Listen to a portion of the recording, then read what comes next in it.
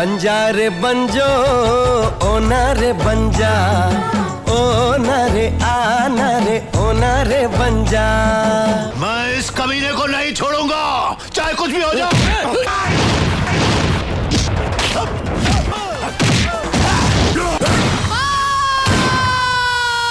जातिवाद को हमें घर घर में फैलाना है, पर सच यह है कि उससे मैंने मारा।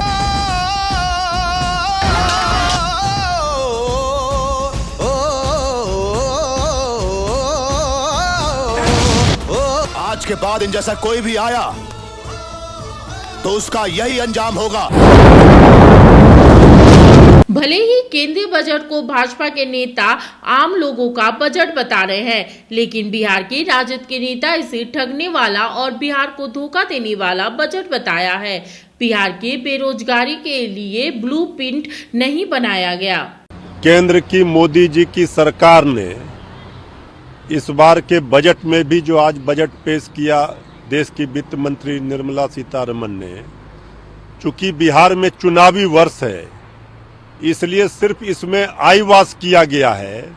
बिहार को कुछ नहीं मिला, बिहार के साथ फिर से जुमलेबाजी हुआ है, छलावा हुआ है, धोखा हुआ है। झोली भरकर बिहार की जनता ने इनको वोट दिया, पार्लियामेंट में भी इनको ज्यादा सीट मिले, हर बार दिया, लेकिन बिहार के साथ सौतेला व्यवहार केंद्र की मोदी जी सरकार का आदत बन गया है। और सबसे आश्चर्य की बात है कि नीतीश कुमार जी जेडीयू, जिनके दम पर ये केंद्र में सरकार है, जिसके बैसाखी पर, वो चुप है। कहाँ है विशेष पैकेज जो बोली लगाई थी आदरणीय प्रधानमंत्री जी ने? विशेष राज्य का दर्जा क्यों नहीं मिल रहा, क्यों नहीं दिया गया? पटना यूनिवर्सिटी को सेंट्रल यूनिवर्सिटी का दर्जा के लिए आदरणीय मुख्यमंत्री नीतीश कुमार जी ने हाथ जोड़कर आदरणीय प्रधानमंत्री जी के सामने मांगा था, वो भी नहीं मिला। और जो पहले से योजना थे वही सबको फिर से रिपैकेजिंग करके ये आईवास किया जा रहा है, आंखों में धूल झोंका जा रहा है जनता का। चुनावी वर्ष से सबको पता है, दिखाया जा रहा है कि बिहार पर केंद्र सरकार बहुत मेहरबान है। अब बिहार की जनता पाई पाई का हिसाब लेगी, सूद और ब्याज के साथ बदला लेगी। 2 लाख करोड़ चंद्रबाबू नायडू जी ने पैकेज दबाव बनाकर ले लिया। आदरणीय मुख्यमंत्री जी चुप हैं, उनको तो बोलने ही नहीं दिया जा रहा है। जेडीयू अपनी पार्टी और सरकार कुर्सी मुख्यमंत्री जी की बचाने में लगी हुई है, बिहार की जनता की चिंता नहीं है। इसलिए जो बिहार का वाजिब हक है, जो अधिकार है, जो हिस्सा है राज्य का, वो भी नहीं दे रही है केंद्र की सरकार। ये सिर्फ आईवास है, इसके सिवा कुछ नहीं। महाकुंभ पे चर्चा चाहिए, महाकुंभ का क्या आंकड़ा है लोग? देखिए, निश्चित रूप से महाकुंभ में जिस तरह से भगदड़ में श्रद्धालुओं की मौत हुई है, अत्यंत ही पीड़ादायक दुखद घटना है। इस पर जिस तरह से मौत के आंकड़ों को छिपाया जा रहा है, इस पर तो सरकार कटघरे में है। सरकार को इसका जवाब देना पड़ेगा और ये एक तरह से पाप है। इतने लोगों की जाने गई, पोस्टमार्टम रूम में मीडिया को नहीं जाने दिया गया। ये आखिर इस तरह से आप महाकुंभ की वाहवाही ले रहे थे, ये सरकार अपनी उपलब्धि बता रही थी, तो मौत के आंकड़ों को, सही आंकड़ों को बताने में शर्म क्यों आ रही है? क्यों अपनी नाकामी को छुपाना चाह रहे हैं? ये माफ नहीं किया जा सकता इसके लिए। इसलिए विपक्ष की सभी पार्टियों ने ये निर्णय लिया कि हम उन श्रद्धालुओं की मौत जिस तरह से दुखद हुई है और ये लापरवाही के कारण हुई है, सरकार इसमें पूरी तरह से जिम्मेवार है उत्तर प्रदेश की, तो इसका जवाब तो चाहिए। देखिए, टैक्स स्लैब को बढ़ाया गया है, लेकिन आप देखेंगे जिस तरह से 12 लाख के इनकम वालों के लिए, तो ये 12 लाख का इनकम के लिए देश में 12 लाख इनकम वाले कितने लोग हैं, ये भी देखना होगा। सरकार ने आंकड़ों की बाजीगरी की है, इसके सिवा कुछ नहीं है। मनरेगा में क्या हुआ, आज देखिए मार्केट का क्या हाल हुआ बजट के बाद। तो इस बजट में सिर्फ पूंजीपतियों उद्योगपतियों का ध्यान रखा गया, आम लोगों का, गरीबों पर सरकार का ध्यान नहीं है। इसलिए सरकार को टीवी और मोबाइल सस्ते कर रहे हैं, यहाँ दाल और राशन लोगों को महंगा मिल रहा है।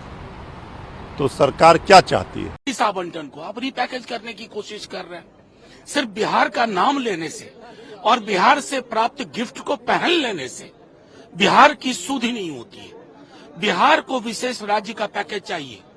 आप जो भी कह रहे हैं, जैसे कह रहे हैं एग्रो बेस्ड इंडस्ट्री, उसके लिए रोड मैप क्या है आपके पास? कुछ नहीं। पटना एयरपोर्ट का पहले से विस्तार हो रहा है, आप यहाँ पर मिथ्या प्रवचन दे रहे हैं। सीधी सी बात है कि बिहार को धोखाधड़ी नहीं चाहिए, उसको एक रास्ता चाहिए कि वो भी गुजरात जैसे राज्य, गुजरात मैं नाम लेके कह रहा हूँ, उस तरह की सुविधाएं हमें मिलनी चाहिए। ये नहीं कि छोटे पीनट्स डाल दिए, हे बिहार खुश हो जाओ ना। बिहार आगे बढ़ चुका है। इंटेंशन क्या लग रहा है सर? भाषण में भी कई बार बिहार का जिक्र आया और साड़ी भी जो पहनी थी वित्त मंत्री ने, उस पर मिथिला पेंटिंग। अब देखिए, साड़ी वारी पे मैं टिप्पणी कभी करता नहीं, करना भी नहीं चाहता। मैं सिर्फ इतना आपके माध्यम से कहना चाहता हूँ कि प्रतिबद्धता आवंटन के साथ ब्लूप्रिंट में दिखती है। उस प्रतिबद्धता की घोर कमी है। सिर्फ नाम लेने से उस राज्य का कल्याण नहीं होगा। 60,000 करोड़, न जाने इनके तो करोड़ों पर भी भरोसा नहीं होता, कितना खर्च हुआ। एक इमेजिनेशन का अभाव है केंद्र में और राज्य की सरकार में। वो इमेजिनेशन कहां से लाओगे? उसके लिए कोई तौर तरीका है? बेरोजगारी बिहार का सबसे बड़ा दंश है, उसके लिए कोई ब्लूप्रिंट आपके पास नहीं है। बल्कि आपको एक माफीनामा देना चाहिए बिहार के साथ, उनके साथ जो नाइंसाफी हुई है। इस आवंटन को आप रिपैकेज करने की कोशिश कर रहे हैं। सिर्फ बिहार का नाम लेने से और बिहार से प्राप्त गिफ्ट को पहन लेने से बिहार की सुधि नहीं होती है। बिहार को विशेष राज्य का पैकेज चाहिए। आप जो भी कह रहे हैं, जैसे कह रहे हैं एग्रो बेस्ड इंडस्ट्री, उसके लिए रोड मैप क्या है आपके पास? कुछ नहीं। पटना एयरपोर्ट का पहले से विस्तार हो रहा है, आप यहाँ पर मिथ्या प्रवचन दे रहे हैं।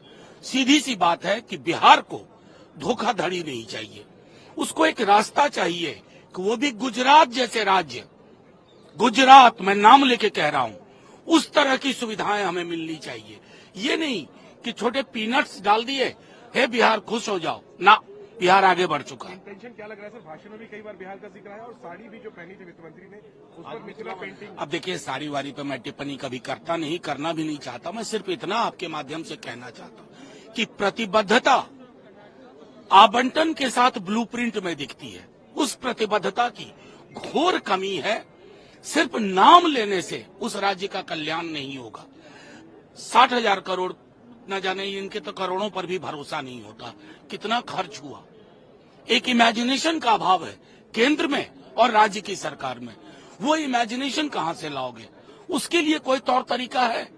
बेरोजगारी बिहार का सबसे बड़ा दंश है, उसके लिए कोई ब्लूप्रिंट आपके पास नहीं है। बल्कि आपको एक माफीनामा देना चाहिए बिहार के साथ, उनके साथ जो नाइंसाफी हुई है। जब टूटती है आस, जब थकती है सांस, जब रूठते हैं अपने, मुंह मोड़ता है जमाना, जब अंगड़ाई लेता है संकल्प, फिर बनती है कहानी, बनते हैं अनमिट निशान।